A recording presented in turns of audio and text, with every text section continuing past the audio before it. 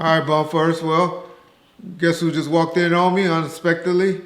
So we decided to throw him in the chair, doing the episodes we've been doing the last few days.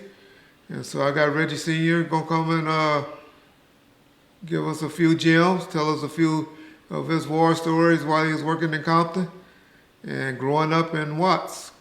And so, Reggie Sr., welcome back to the platform. Mm-hmm. I guess John can say that, right?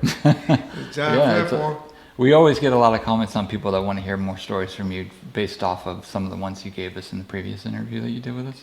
Well, I just kind of walk into this, so you guys are going to have to kind of just lead me in.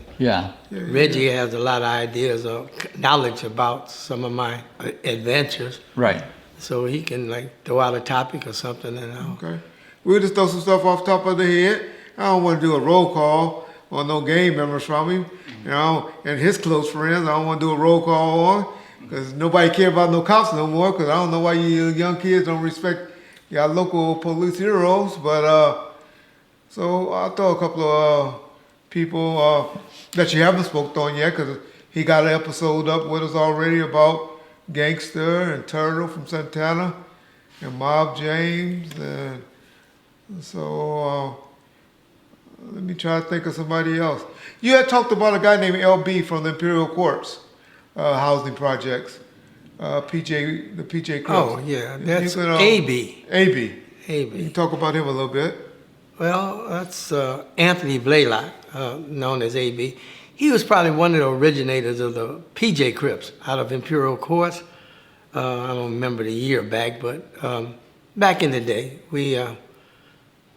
I basically dealt with AB a lot before they became notorious in terms of being PJ Crips. It was right at the inception of all this blood Crip stuff. And AB was a baseball player. And he played for my baseball team, and he was a pretty good player. I always had that respect from those guys, the ones that grew up to be members of PJ Crips or just outright thugs, to tell you the truth, that was running around there. But I had gained a lot of respect from them because I was their coach. At that time, you didn't have year-round basketball or something. You had seasonal sports over there in the projects.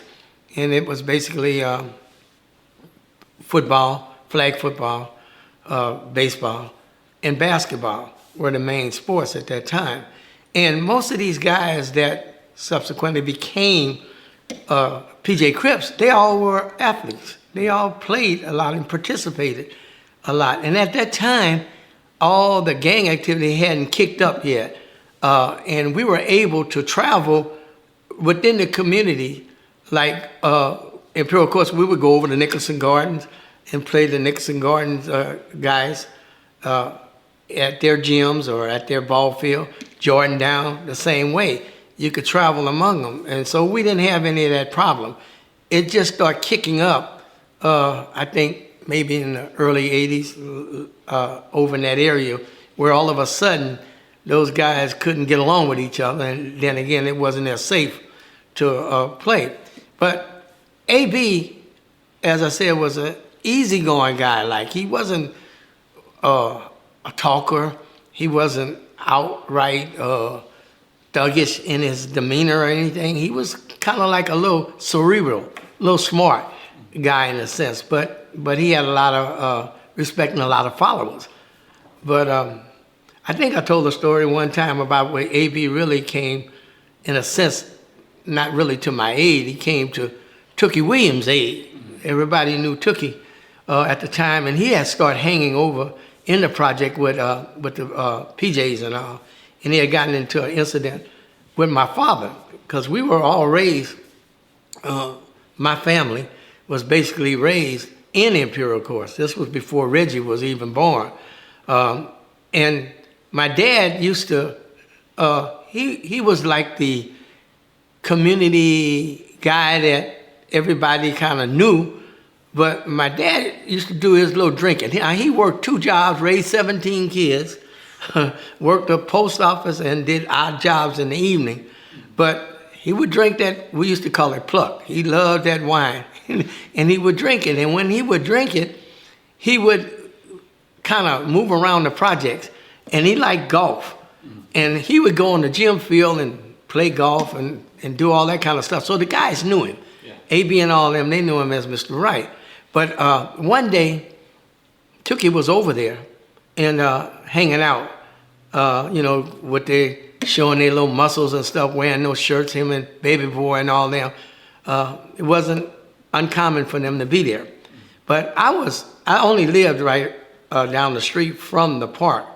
And this particular evening, a guy came, I was want to mention, my daddy would be somewhat annoying when he would be drinking and stuff, and he would see kids or guys like that, and he would say stuff rambling like to them, like a person that's under the influence would do. And he used to always talk about, look up at the sky, and quite annoying. Tookie didn't know anything about it. The other kids and teenagers and stuff, they knew about it. Yeah. So the liquor store was right, almost adjacent to the projects or to the gym field and stuff. So my daddy would go there to get his little taste for the evening. I guess apparently Tookie and them were up, and AB were up at the liquor store. Mm-hmm. And my daddy, I guess, came out and went through his routine of, look up. And I guess that annoyed Tookie, and then probably didn't know it. So he punched my dad real hard and knocked him almost out. Mm-hmm. And it didn't take but a few minutes for some of the people that were around there to know about it, ran to my house. I remember a couple of kids that had played for me and says, hey, Reggie, this guy just punched your daddy and knocked him down. They calling the ambulance for your daddy up by the liquor store. Mm-hmm. At that time, I wasn't the police yet, but I had me a little 38. And I grabbed my little 38, and me and a friend of mine, Frank Taplin, was there with me at my house, and we took off. I was going to find this fella. I don't care who he was, Tookie or whomever.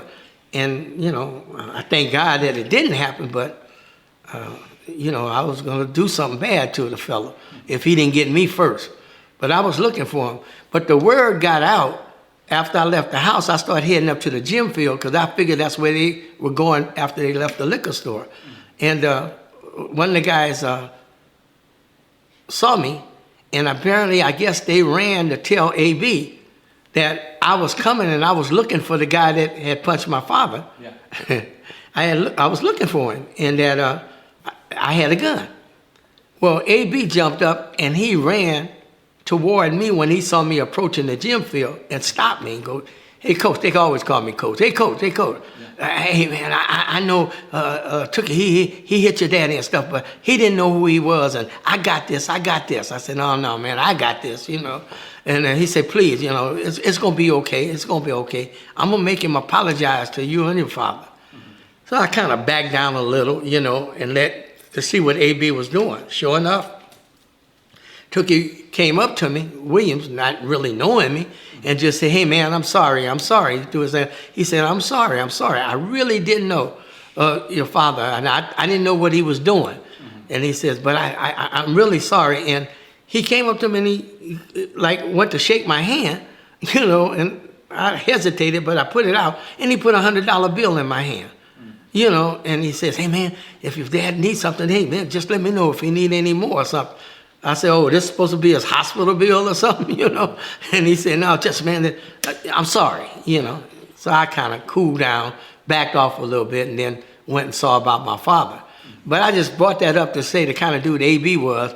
I mean, he could have backed off and let me go over there, do what I do, or Tookie do whatever he was going to do to me or whatever. Yeah. But he was that kind of guy. And unfortunately, he still was a little caught up in the business in terms of being a gangsterist, and he was killed by LA. I don't know if it's sheriff. I think it was Linwood Sheriffs or something, because it was a Church's Chicken right up the street from the project, and he had allegedly, well, not allegedly, I guess he had robbed Church's Chicken. They went in pursuit of him, and it was someone else with him. I don't recall, but they ended up shooting and killing AB not far from the project as they were heading away from the shooting scene. So that I felt kind of bad about that, losing him. But Tony Bogart kind of took over PJ's Tony. And I didn't know too much. I knew him as a youngster, but I didn't know too much about him until I started working for the police department. But that's Anthony Blaylock, he was saying.